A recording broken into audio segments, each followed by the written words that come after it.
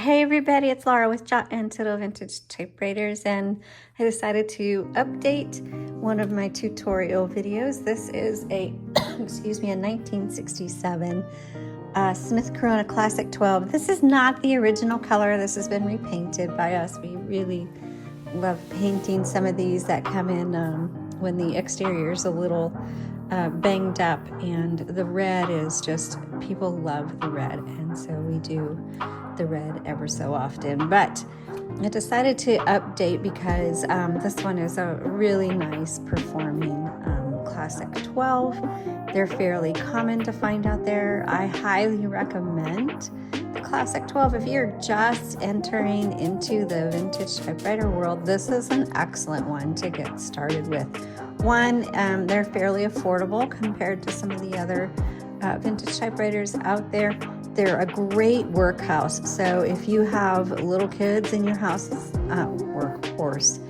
So if you have little kids in your home that would like to use a typewriter too, they actually, you know, this would be good for them as well. Also, it's manual if you want to kind of get a feel of what a manual is like, then this one will help. But, you know, then this very similar style, not this model, but like the Smith Corona Electra 110 or 120 is like an electric version of similar to the Classic.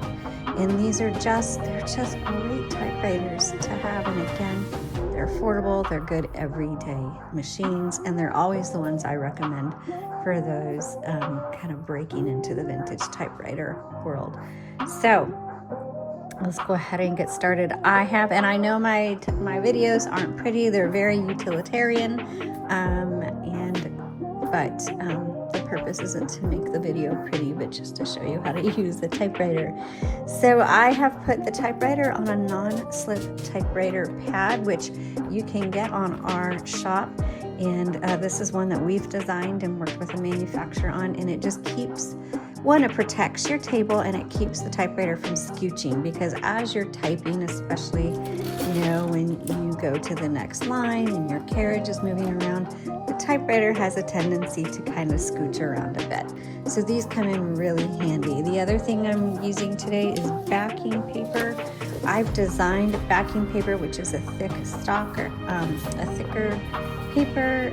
It's got a design on one side, and on the other I put in kind of these lines to help you measure, to find the center of your page, and then also maybe where you would want to set your margins. They're very handy. Ever since I designed them for me to use, and I love them. The other reason you want to use a backing paper is to protect your platen, which is this right here, the roller. If you don't use the backing papers that we have available in our shop, at least put in an extra piece of paper behind it. So don't use a single sheet. Always add maybe 2 or 3 pieces of paper. That will help protect your platen. And since the backing paper is thick, it acts kind of like 2 sheets of paper. And I don't know if you can tell, but you can see the lines right through that paper, which comes in so handy. The reason I designed it that way is I was really struggling to center my lines on my paper, and it was very frustrating, and I couldn't find my margins.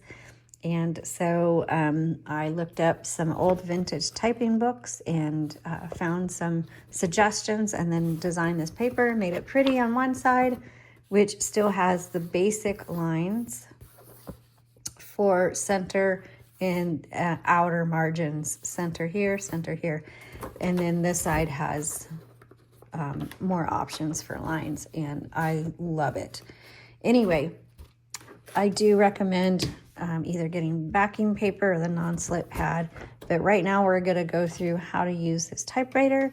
So we're going to start from the back, work our way forward. You've got your paper holder right here, and this just keeps the paper from flopping over, keeps it upright. Right here is where you set your margins. So you just press and drag, and the carriage is going to move as far as you have the margins. So if we move the margins all the way out, now I can move this carriage the full length, And to move the carriage, there is a lever on either side. You can use both or one, it doesn't matter.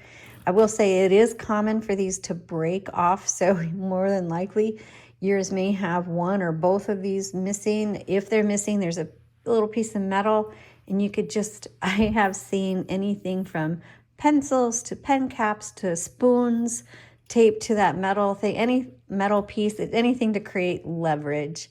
And that releases your carriage. The carriage should automatically pull to the left. If it doesn't, that means your drawband is broken and you will need to contact a typewriter repair person. I am going to bring my margins in. For demonstrations, I type in a narrow window, I guess you could say. So now my carriage will only go as far as my margin set. That bell lets me know as I'm typing, hey, you are really close to your right margin. Get ready to hit that return handle and go to the next line. And we're going to talk more about that here in a second. Over here, you've got this little lever, and this is your paper release. And what it does is it releases the tension on your paper. So let's go ahead. I'm going to load some paper. And I'm going to just put it, you just set it right behind this silver plate and bring it around. I like to bring it all the way up to the top because now I can see, oh, I'm off just a little bit. So I'm going to bring that paper release forward, straighten it out so it's nice and even, re-engage, and so now, and then have my paper bail on top of it. So that's ready to go. Now over here, you see a 1, 2, and 3. That is your, excuse me, your line selector. Right now it's on single, so when I hit my return handle, it's just going to advance one line. So then you have double and triple. That comes in handy when you're like writing a first draft. I like to use double and triple so I can have notes in between. But whatever floats your boat on that. Okay, so now we're going to take a look underneath the cover. And to do that, you'll notice that the handle is like over the cover. And so make sure you don't try to open this when your handle is there. And so what we're going to do is we're going to move the carriage all the way to the left, and we're just going to gently pull that forward. And now you can see the escapement area. This is your typing basket. This is where your spools go. This takes a universal ribbon. When you do put it in, make sure black is on top and red is on bottom. I do have a playlist, and hopefully down in the description is a link to the playlist of changing out typewriter ribbons. Each typewriter is just a little bit different. However, if you watch those, there may be one specific to this, I'm not sure. But if you watch a few, you'll eventually get the idea of how this works. It is messy, so you're going to want either gloves or have a little damp cloth nearby. And it is a pain to do, but it is necessary. So the ribbon is going to come and go over the top, around the back side, and then underneath here. Same with this one, over the top, around back, underneath. Make sure to thread that ribbon. There's a little guide here and here. And then I'll lift this up and you can take a snapshot or a pause or whatever, so you can kind of see how Rob has threaded that ribbon through that's called the vibrator, that metal centerpiece area there.